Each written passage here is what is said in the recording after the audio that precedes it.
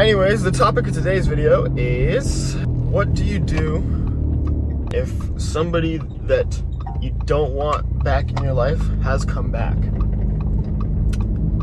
Fire topic. Now, this video is going to be super quick because I didn't think about recording earlier, and you guys don't really like the loud exhaust, so I'll just get my microphone for next time. Actually, I'm going to generalize this. What do you do if something that you had specifically put in the past has resurfaced? Anyways, the reason I mentioned this is because this happened to me a couple times this week. I don't know what it was. I think it was starting Sunday night pretty much. It's been a competition of who can say the most ridiculous stuff in my iMessage. Just who can send me the most ridiculous things. I had 3 people in the span of 2 days that I had specifically left in my past that have resurfaced, come back, and just sent me bullshit, essentially. And the same thing could be with, like, I don't know, old things you did, like, that were corny, that came back, and you're like, oh, frig, bro, like, I don't want this in my life anymore. Like, I've moved to a better place, you know, mentally, physically, spiritually, emotionally, all that stuff. Everything that ends with the Lee, bro. Everything. Point of the matter is, what do you do? Alright, well, there's a couple things. You could just choose not to answer, which is what I've done for a few of them. It depends on the context, of course. In my case, it's because they don't actually care about what they sent. They just want to feel better about themselves for all, like, the ridiculous stuff. It has nothing to do with me, realistically. It's all got to do with them. So it's like, why?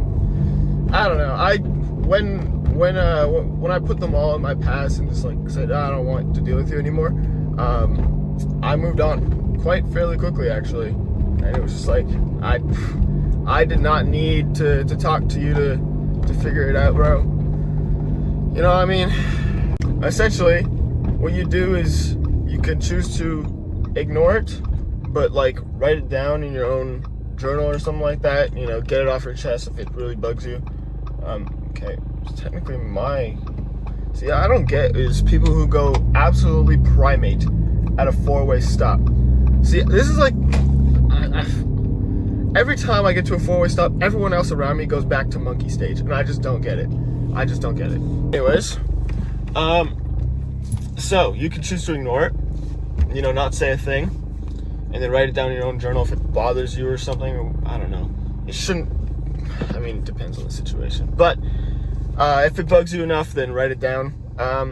If not, if it doesn't bug you, then just move on. What you could do is you could answer, right? You could be like, okay, how am I going to respond to this? And then respond. I don't know if that'd be necessarily beneficial to you. It depends on the situation, once again.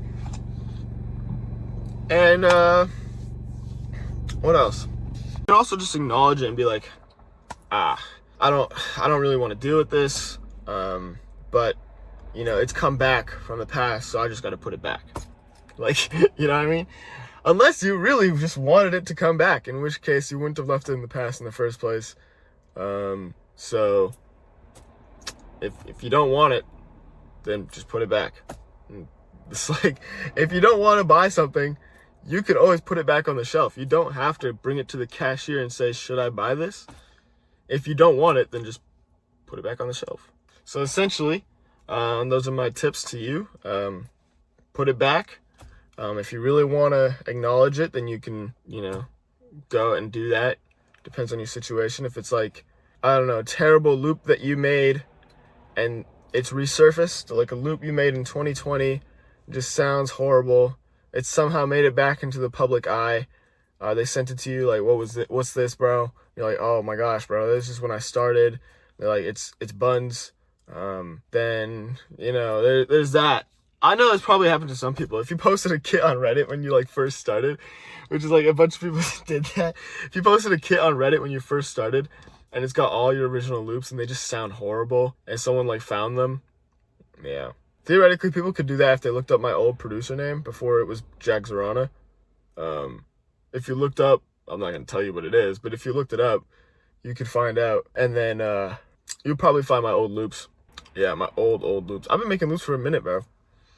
There's a reason I got like 10 or 11,000 of them. At least 10,000 of them are good.